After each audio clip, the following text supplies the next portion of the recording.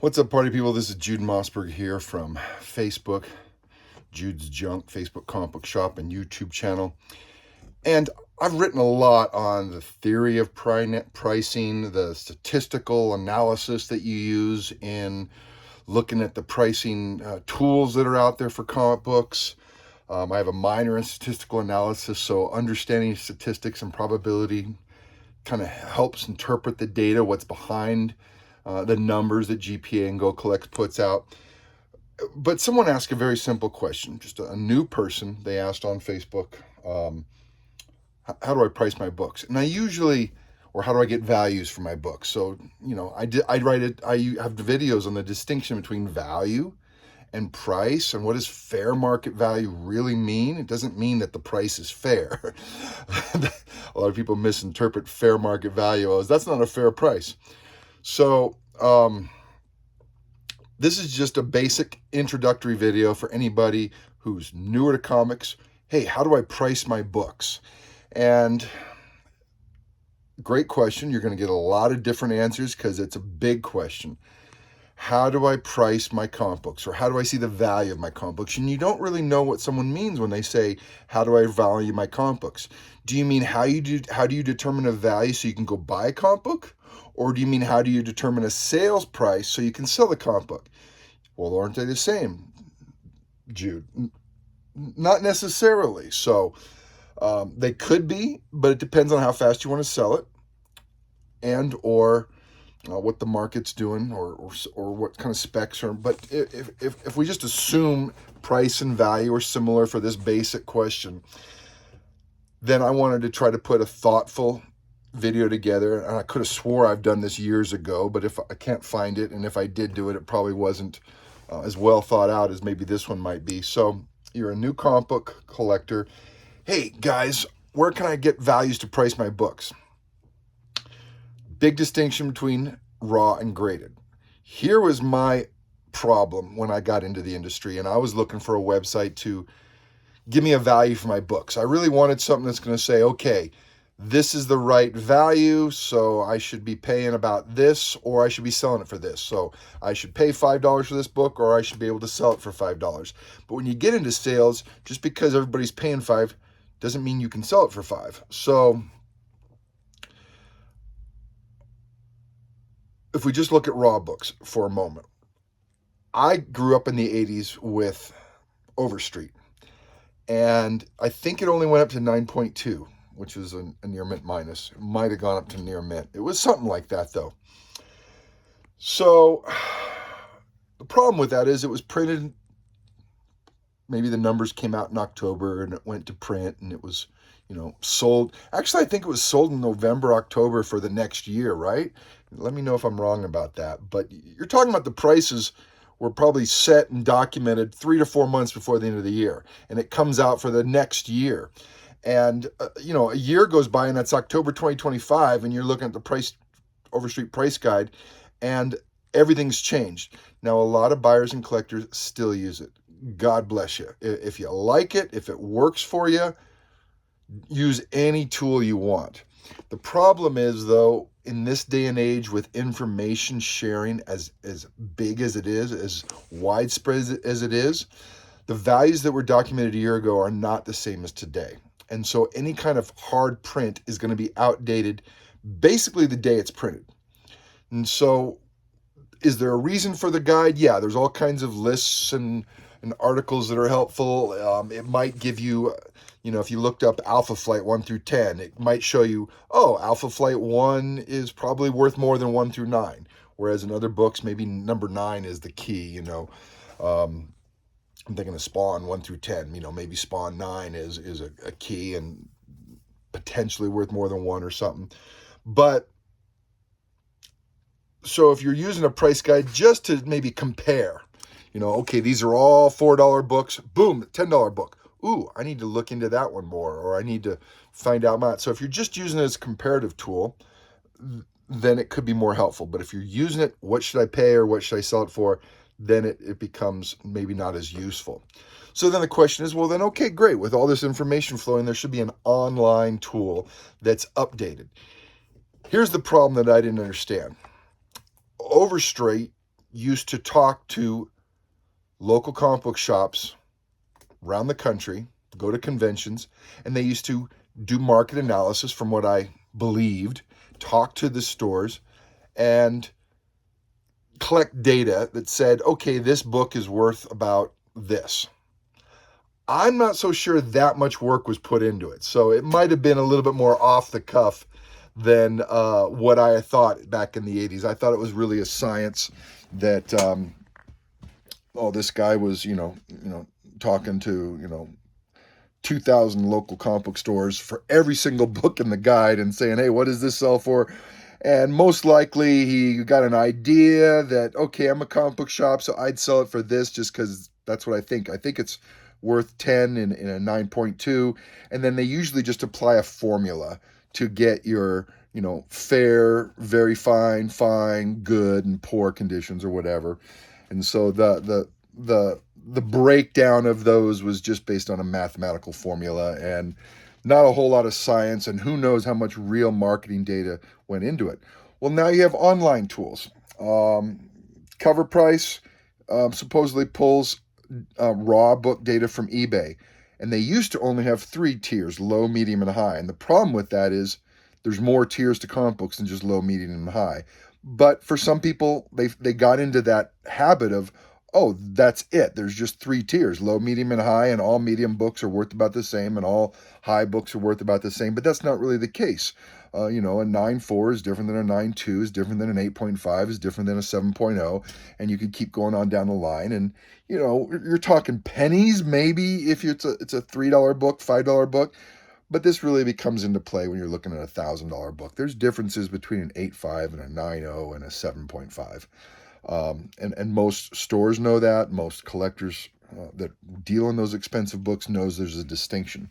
So Cover Price's model before of just 3 tiers, I thought it hurt a whole generation of collectors because it made people think you can't assign a 9.0 to your raw book. And that's just not true. Just look at Cover Price. You have to put in the grade. You can't just put in low, medium, and high. Maybe they have a feature where you can do that, though. Mine's set up so I actually put in the grade of that raw book. So if I know it's a 9.0, and for me, a 9.0, 9.2, 9.4, pretty easy to spot. Once you get down to the 7.5 to 8.5s or 4.5 to 6.0, that's when it gets more tricky, at least for me. I think Cover Price now has all the grades, though, and supposedly they pull that raw data from like eBay. The problem is, how does their computer know what a near mint book is? Because the seller had the words NM in the description, so they just apply that price that sold price. So there's no real good way to capture the raw data from eBay, because it's based on the data that put in. Garbage in, garbage out. If I'm a seller and I say, hey, this book is a near mint book and I'm going to sell it for $10, my assumption is their system pulls that as a near mint book. But there's near mint books on eBay that are probably 8.5 at best, selling all day. That is just the scam. Everything's near mint. So if you have a 9.0, that's considered very fine / near mint. But a seller will call it near mint because it has the word NM in the description. So in their eyes, it's a version of near mint. 9.0 is a version of near mint, but they're not going to say that in that description. So they just write in there NM. To me, an NM is 9.4. It's not a 9.0. But so every seller that sells their book on eBay that gets bought, there isn't some little human or monkey going in there and looking at the book and looking at the pictures and seeing what that grade is for that $3 raw book. It's pulling that data from eBay. It's interpreting it however it can, and it's coming up with some kind of average. It's pulling all the Alpha Flight number 10s.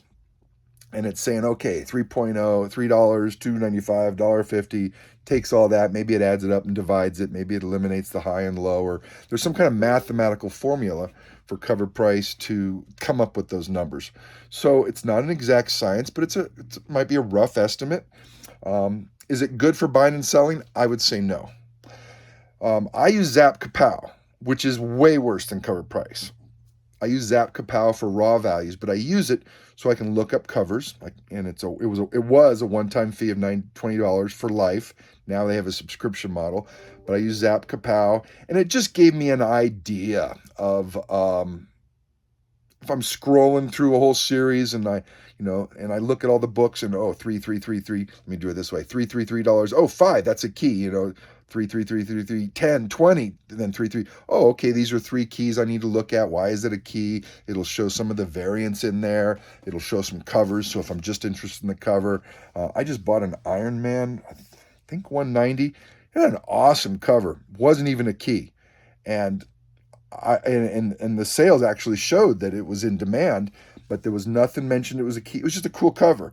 I have an eye for covers, and you probably have an eye for covers that you like. And if your clients like the same kind of art that you like, then you rely on your eye. So cool covers do sell. This was an old 80s Iron Man, I think 190 or something, with the old suit on. I got it in 9.8. Cool cover. Anyways, so I use Zap Kapow, but I do not rely on the numbers anymore. In the beginning, I did rely it, and I just made a mockery and mess of everything I was doing. So, then there's all kinds of other online tools for RAWs. There's a million of them out there. None of them are any good. None of them are pulling data from all the different sales avenues, because RAWs are subjective on how they're listed for sale. So garbage in, garbage out. You can't rely on any of the data. If you want a general idea, again, that's why it's value. If you want to connect cover price to CLZ so you get your raw information on CLZ to get a general idea, great. Do not rely on it for buying and selling. You're going to make a mistake, because information this day is not slow. It's fast. It's like minutes fast. It's like what was selling yesterday on eBay may not be the value today. This is why across the board you'll see on these comments on Facebook. I need to get a drink. This is going to be a long video because it's kind of involved. Across the board, you're going to see eBay sales, eBay past sales, eBay past sales. eBay past sales are going to be your best bet for seeing what a book sold for. That doesn't mean value or price. Seeing what a book sold for. Remember, some of the past sales won't even show you what the negotiated value was. It used to have a line through it, and you'd know that it was a different price, and you can go look up on it on 180 or whatever that website is. But now if the seller offers the buyer a lower price, they don't put a line through it. And so you see that it sold at 180, but when you go look at GPA, it actually sold for 150. So you can't always trust the sales data right on eBay. And this is only really an issue when you get into the larger books above $20, $30, $40 or something like that. But if you're just looking at RAWs and you're looking at eBay sales, you have to estimate a condition for your comic book, and then you got to go in and look at these pictures, and you got to be able to know how to grade. A lot of people don't know how to grade. So if they don't know how to price, they certainly don't know how to grade. So you got to know, okay, I have about a very fine book. Several little creases, not really a 9.0 or 9.2, just very fine. It's a nice average grade that a lot of people will give their books, that still has a gloss, still looks decent, just might have a few little kinks. 8.0, 8.5 is very similar grades. So if you know yours is that, then you look on your eBay sales data, and you have to know how to do that. And I didn't know that when I started, that, look up the history of sales. Now you can sort that. You can sort it by cheapest, but the cheapest might have been 4 months ago. So remember, when you're looking to buy a book, you sort by cheapest. When you look into historical sales, don't sort by cheapest, because it might pull up a book that was sold in February and now it's August, and that may not help you. When you switch to past sales, now switch to most recent, because there could have been an announcement, there could have been a spec play, the book could have gone down in the last 5 months, it could have gone up in the last 5 months. And if you look at the historical sales in a chronological order, you'll see what the recent books have sold for, because none of us can stay up to date on all the hot information, even if you have Key Collector. Great app, don't trust the values at all. But Key Collector leaves out a lot of stuff, especially, a new hot book, because this minuscule little character was just brought up in a James Gunn movie all of a sudden, or like that said, that Iron Man, I believe 190. I think it will be a key because it's and the sales show it on a graded 9.8, but it's not reflected in Key Collector, but it's a key because it's a cool cover. So past sales on eBay is going to be the best value, but you need to know what the value of your raw book is. You need to be able to go in and pull out, okay, that one is selling for $5 and $10, and I mean $10, $12, $9, but those are all near mints. They even say it in the description. You look at the pictures, they're all kind of near mints. So yours is going to be something somewhat a little bit lower than that. And then beyond near mint, it's hard to, a lot of people don't even put in, grades if it's not a near mint. I mean, if they label it very fine, great, but, a fine might be labeled very fine because what are you going to do? Sue the seller for misdocking it? Or, yeah, you could, what is it, NAR, not as described, NAD it, but, no one wants to deal with that. So, not for a $4 book. And then you got to pay shipping twice. I digress. Looking at past sales on eBay, using these other websites, you're not going to be able to get the best data. eBay is the best. eBay sales data is going to be the best tool. Okay, Jude, what if there's a book without any eBay sales? Okay. Next step is go find out what the book is selling for. Instead of looking at past sales, now switch over to, hey, is there this random book for sale out there anywhere? And most likely on eBay, you might see one for $5, and you're like, okay, then it's not going to be worth much. But if you see it for $100, you're like, does that check? So now you might go over to My Comic Book Shop, and you might look up that book, and there should be some raws in there, and it'll actually say very fine, fine, poor, and it'll show some sales prices. And so what those raw books are selling for on other sites is another way to get an idea of the value of that book. Once you get into signature, and I hear all the questions online, what does a Stan Lee signature add to a book? Well, it depends. Anywhere from $200 to $20,000. That's there is no answer. You have to look it up on GPA just like anything else. You could try to find historical sales of a book signed by that guy. Good luck. Those kind of weird one-offs are harder to assign a value to or a price to. And then you get into the really rare books, unicorns. I like to specialize in unicorns. I like to get books where one of one. I just went through a whole bunch the other day. There's only one of these 9.8s in the world. Are there a bunch of raws? Sure. Are there no 9.8s because nobody wanted to grade one? Or are there no 9.8s because it's harder to find? You don't know. And so just because it's the only 9.8 out there doesn't increase the value. It just means it's rare. It's rare today.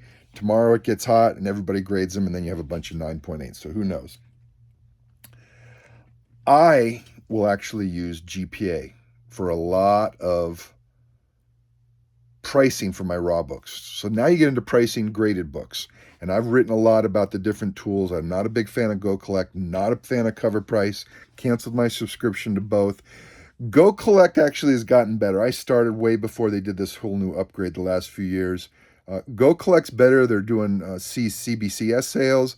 They're doing CGC sales. They're probably going to do PSA sales on there as well soon because that's their model. GPA only does CGC books. So Go Collect might become, and they're building their tool. The problem with Go Collect is it doesn't pull from enough sales data. I have a lot of clients who use Go Collect. And GPA pulls from 18 different sales sites because those sales sites contract with GPA. Because since a lot of people use GPA, those sales sites contract with them, so they report their data to them, and then GPA advertises that store. Those people don't advertise with Go Collect, so they don't report their information to Go Collect.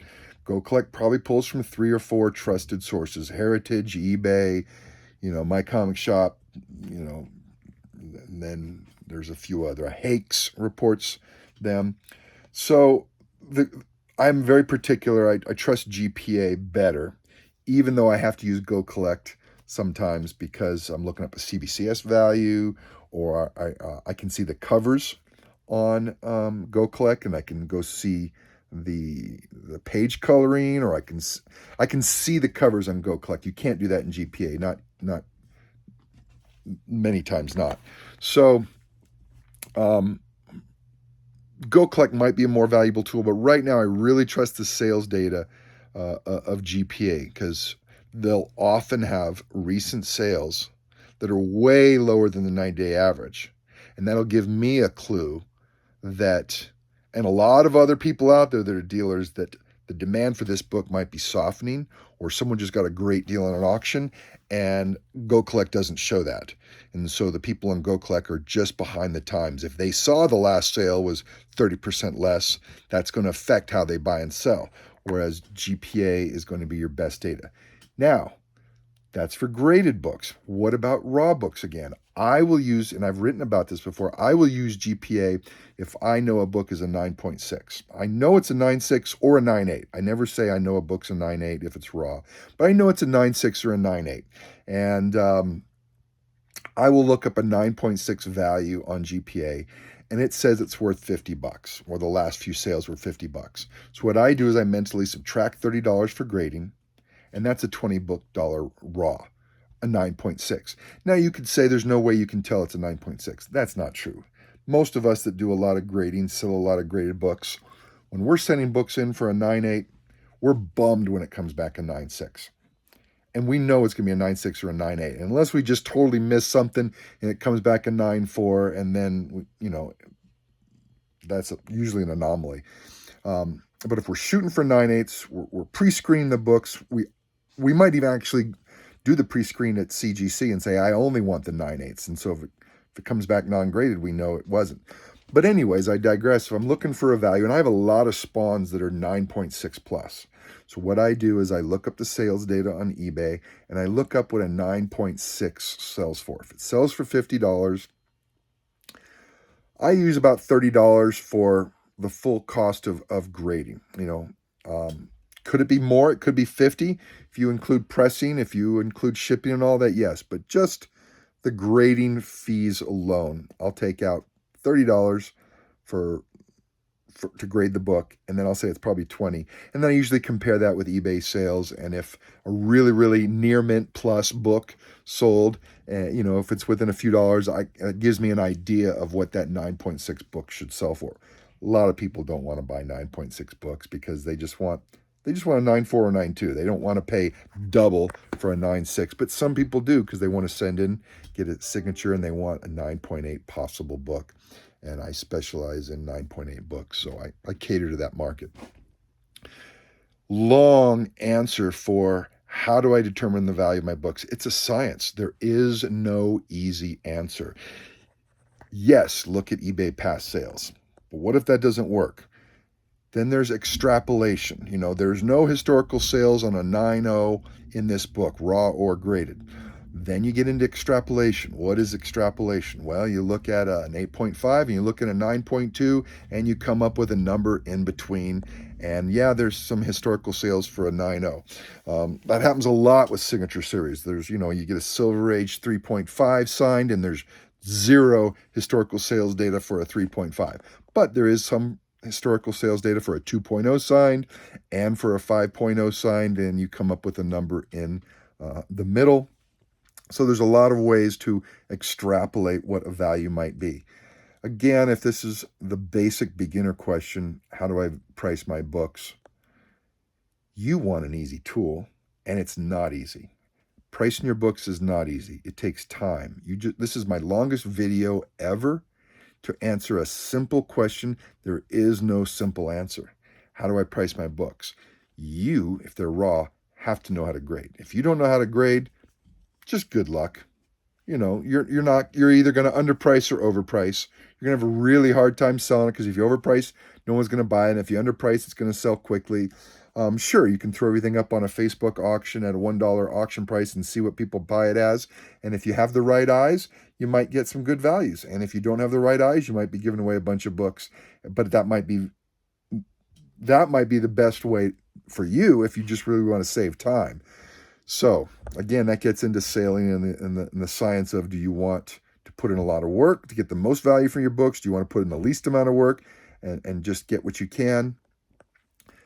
Auctions are different than buy it nows, no matter what people say. You can look at any GPA sales data graph and it just goes like this, right? Okay, auction, buy it now, auction, buy it now, auction, buy it now. And you can look on GoCollect and you can confirm that the buy it nows were usually places like a Heritage or an eBay buy it now, and the low prices were usually an auction that maybe not have the most eyes on it. So there is no easy way to price or value your books. It takes me time. It takes me a lot of time. Forget about marketing it and put it up for sale and writing a description and taking pictures. If you're going to use an app, CLZ is probably best for raw. But again, I wouldn't use that for buying and selling. Everybody says go back to eBay. So this is a 25-minute video to say use eBay past sales. That's it.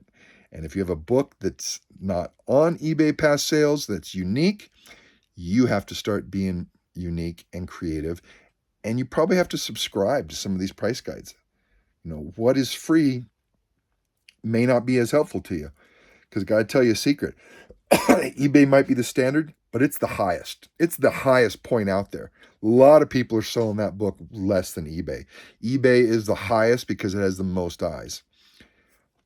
A lot of people are selling that on Facebook for less. Auctions are selling it for a lot less, especially those raw books. A lot of great auctions online with $1 start bid. And I just won that Iron Man 190. I got it for $60, and I think it was worth 140, 150. And the seller was using fair market value data, but he was obviously using GoCollect or Cover Price, because what he thought was the fair market value was not what I was seeing on GPA. And so I think it was like 150. He thought it was like 110, but he was using a tool that didn't have as much sales data. So I picked it up for $60. It's not reported. And I know Cover Price, GoCollect is giving you a tool to now report sales. And we don't even know how that tool is going to be used or manipulated or whatnot. So that's a whole nother feature coming soon. Anyways, happy hunting. Use eBay past sales. Take care.